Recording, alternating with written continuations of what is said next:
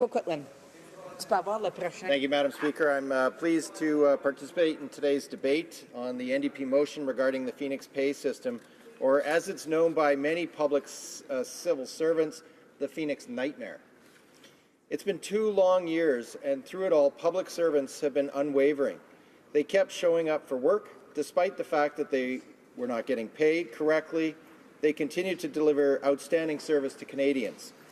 Madam Speaker, they deserve to be paid accurately and on time. When they are not at work, they are spending hours and hours of their time trying to fix pay problems. In September, I met with a constituent in my riding of Port Moody Coquitlam who is an employee of the federal government. She returned to work December 12, 2017, after 1 year of maternity leave and 3 months leave without pay. She contacted my office because she was experiencing, quote, significant anxiety and stress regarding my pay issues, end quote. Here are some of the highlights of her email. Quote, I have 2 young children, ages 1 and 3, who are full-time daycare at a cost of $2,000 a month.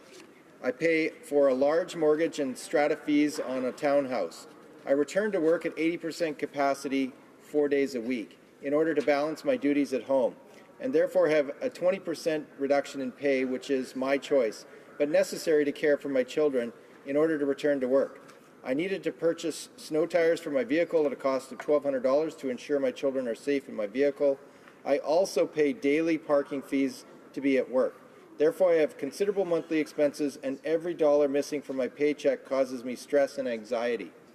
How can I be expected to perform my job well and serve the needs of Canadians when I cannot be paid properly and on time, end quote. Madam Speaker, I met with her. As I am sure you can understand, this experience has been extremely frustrating for a busy mother, trying to achieve a work-life balance. She completed the mandatory Phoenix Pay Center training, which took her 2 hours. In the end, it resolved nothing. She called the Pay Center numerous times and filed many tickets, and still zero resolution. Here are some of the issues she has been having with her pay. There were erroneous union dues deducted while she was on maternity leave, totaling $180 in 2016 and 2018, and an overpayment of union dues in 2018.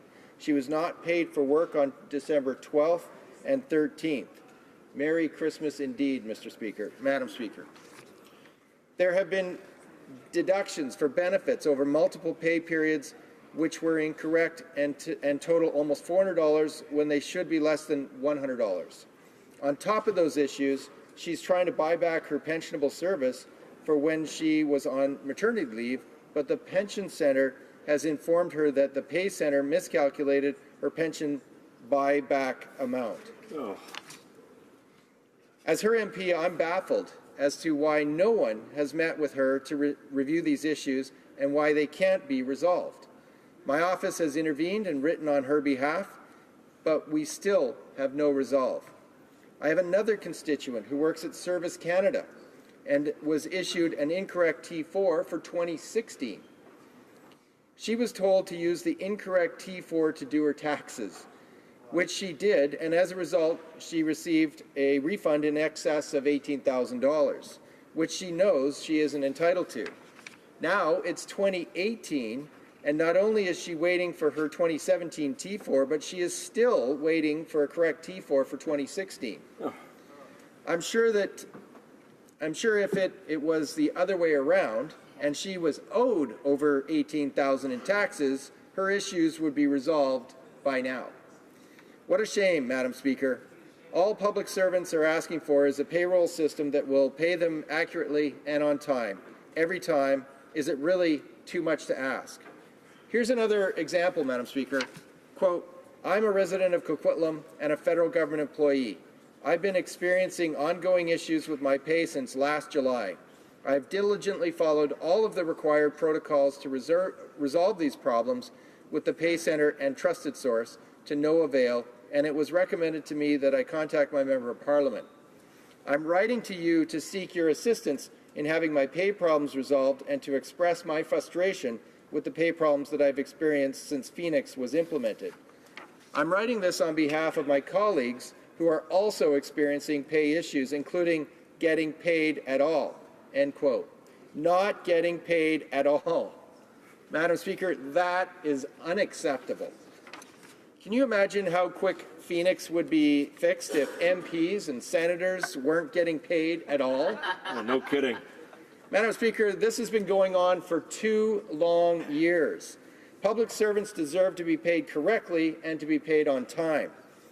Instead, they've had to push Treasury Board to compensate workers for penalties, interest charges, and other fees incurred due to Phoenix pay problems. They've had to hire tax professionals to help them with tax problems. They've had to apply for priority payments to try and alleviate financial hardship from not being paid. And they've had to take the government to court and to the Labour Board. All that to get their paycheck back. Madam Speaker, it's ridiculous and it's as bad as it sounds. How did we get here? Well, this wasn't some random accident. The government has known since 2011 that implementing the Phoenix pay system would be a mistake. They were told by the union representing federal public servants that it wouldn't work. But the previous Conservative government decided to merge their pay and benefits services of all federal departments into one centralized service, located in Miramichi, New Brunswick, anyway. Then the Liberal government hit the start button and rolled out this disastrous program. Despite repeated warnings that problems were occurring and a request from the union to slow down the rollout and transfer of new files, they just kept going full steam ahead. Requests from the union were ignored, and public service workers are paying the price. Phoenix was supposed to cost $310 million, Madam Speaker, to implement, and the Conservatives claimed that it would save taxpayers $70 million a year. According to the Auditor General, it's going to take years, Madam Speaker, and more than $500 million to fix. That's just an estimate. In the meantime, workers and their families are suffering. Madam Speaker, I urge all members of this House to do the right thing and support our motion. I just want to finish by adding one thing, Madam Speaker, that many employees are now refusing promotions or to go on parental leave for fear of losing their salary completely. So, Madam Speaker, what kind of a workforce have we created when there's this kind of an issue, where there's this kind of prolific fear of advancing or looking to a promotion or going on parental leave? And sure, this isn't everybody. This is a number of people. But this is out there. I'm hearing about it. I'm sure there's every member in this House that is also hearing from members in constituents in their riding, public servant workers that are just doing their job, that want to get a good pay, a decent pay, on time, and for what they deserve. Madam Speaker, I urge this House to vote in favour of this motion. Thank you, Madam Speaker.